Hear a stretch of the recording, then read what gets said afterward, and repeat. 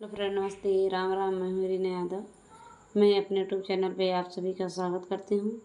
मैं आप सब बीच में एक बहुत प्यारा सुंदर चटकुला नाच गीत लेकर मेरा चटकुला नाच गीत कैसा लगा कमेंट बॉक्स में जरूर बताना। अच्छा लगे तो लाइक सब्सक्राइब शेयर जरूर करना दोस्तों। आप सब बहुत बहुत धन्यवाद। सास गई खेतवा ससुर गई बजारिया, ससुर गई बजारिया, ननदियो हट गे ना, हे ननदियो हट गे ना। अइले भैया नवरवा ए ननदियो हट गे ना, अइले भैया नवरवा ननदियो हट गे ना। सस गई खेतवा ससुर गई बजारिया, ससुर गई बजारिया, ननदियो हट गे ना, हे ननदियो हट गे ना।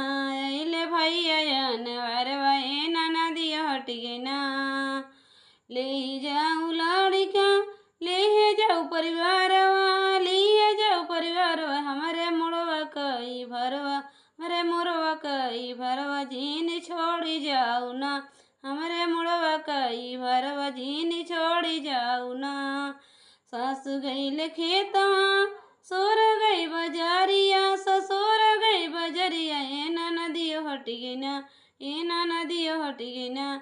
अइले भैया नवरवा ए ननदियो हट गे ना।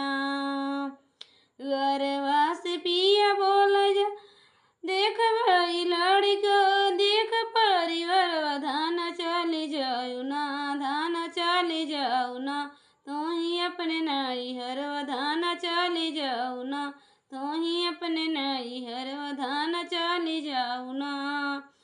सास गई खेतवा ननद, सास गई खेतवा ससुर गई बजारिया, ससुर बजरिया, ए ननदियो हट गे ना, ए ननदियो हट गे ना। अइले भैया नवरवा ए ननदियो हट गे ना।